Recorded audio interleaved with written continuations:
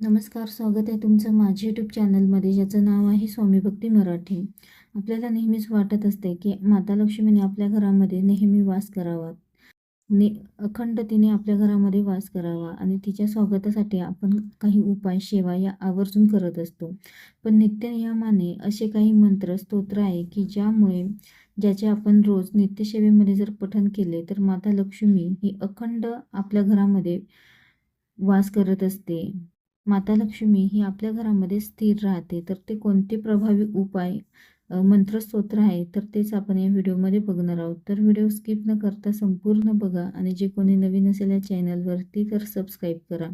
तर बघा, धनवृद्धीसाठी, आपल्या आर्थिक अडचणी कमी होण्यासाठी आपल्याला रोज आपल्या नित्यसेवेमध्ये आपल्या घरामध्ये या 3 स्तोत्रांचे आवर्जून पठण करायचे आहे. ज्यामुळे आपल्या ज्या काही आर्थिक समस्या असतील तर त्या दूर होतील. आणि जे काही मंत्रस्तोत्र आहे तर ते तुम्ही संध्याकाळी किंवा सकाळी देखील पठण करू शकता. विष्णू पुराणामध्ये असे म्हटले जाते की माता लक्ष्मी ही दिवसातून 7 वेळा तुमच्या दारामध्ये आलेली असते आणि ब्रह्ममुहूर्त आणि जेव्हा संध्याकाळची प्रदोष काळ असतो तर तेव्हा ती म्हणजे अशा काही काळाला विशेष महत्त्व दिले आहे आणि त्यामध्ये येतात ब्रह्ममुहूर्त आणि प्रदोष काळ. या वेळेला जेव्हा आपण उठून सेवा करत असतो, एखादा उपाय करत असतो, तर त्याचं नक्कीच आपल्याला फळ मिळत असतं. पण जेव्हा संध्याकाळची वेळ असते, तेव्हा माता लक्ष्मी घरामध्ये येण्याचा काळ असतो आणि प्रदोष काळाच्या आधी आपण आपलं संपूर्ण घर स्वच्छ करतो, झाडून घेतो. त्यानंतर दिवाबत्ती करत असतो. तर जेव्हा आपण दिवाबत्ती करत असतो, तर त्यावेळेस तुम्ही या स्तोत्राचे पठण केले तरीही चालेल. तुम्हाला जेव्हा जमेल तेव्हा तुम्ही पठण करू शकता. आपल्या कष्टासोबतच या मंत्राचे आणि स्तोत्राचे देखील आपल्याला पठण करायचे आहे, ज्यामुळे आपल्या कष्टासोबत नशिबाची आपल्याला साथ मिळेल.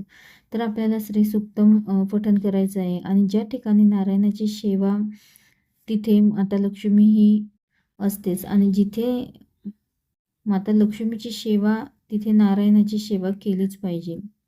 तर बघा, आपल्याला व्यंकटेश स्तोत्रमचे पठण करायचे आहे. खूप प्रभावी आणि सुंदर अशी सेवा आहे. त्यासोबतच विष्णू सहस्त्रनाम देखील तुम्ही पठण करू शकता. पण ते पठण करणं आपल्याला शक्य होत नसेल, तर तुम्ही व्यंकटेश स्तोत्राचे पठण हे नक्कीच करा. त्याबरोबरच श्री सूक्तमचे देखील पठण करावे. खूप प्रभावी आणि सुंदर ही देखील सेवा आहे.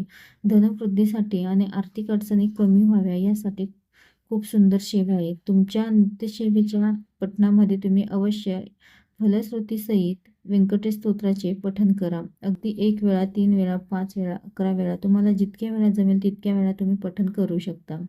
त्यासोबतच महालक्ष्मी अष्टकम, तर ही देखील खूप सुंदर आणि अतिशय प्रभावी अशी सेवा आहे. तर ही सेवा देखील तुम्ही रोज नित्यसेवेमध्ये पठण करू शकता.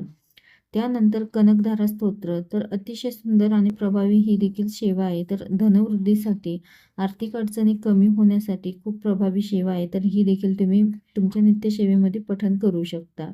आपण जेव्हा एखाद्या स्तोत्राचे, मंत्राचे पठण करत असतो, तेव्हा आपले आचार-विचार बदलतात. आपल्यामध्ये जी काही नकारात्मकता असेल, तर ती नष्ट होऊन आपल्यामध्ये सकारात्मक ऊर्जेचा प्रभाव वाढत असतो आणि यामुळे आपल्यात देखील आमूलाग्र बदल होत असतो.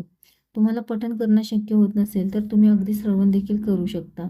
तर यामुळे आपले जे काही अडकलेले पैसे असतील, तर ते देखील मिळतात. यशप्राप्ती होते, सुखाची प्राप्ती होते. आणि माता लक्ष्मी खूप चंचल आहे, त्यामुळे तिला स्थिर करण्यासाठी आपल्याला भगवान विष्णूंची देखील माता लक्ष्मीसोबत सेवाही करायची असते. आणि ज्या घरामध्ये भगवान विष्णूंची सेवा केली जाते, तिथे माता लक्ष्मी ही स्थिर, अखंड वास करत असते आणि त्यामुळेच माता लक्ष्मीसोबतच आपल्याला भगवान विष्णूंची देखील सेवाही करायची असते. आणि आणि माता लक्ष्मी म्हणजे फक्त पैसा नाही, तर अष्टलक्ष्मीने आपल्या घरामध्ये वास करावा. हे खूप महत्त्वाचं आहे आणि त्यासाठीच आपल्याला या काही सेवा या आपल्या नित्यसेवेमध्ये करायच्या असतात.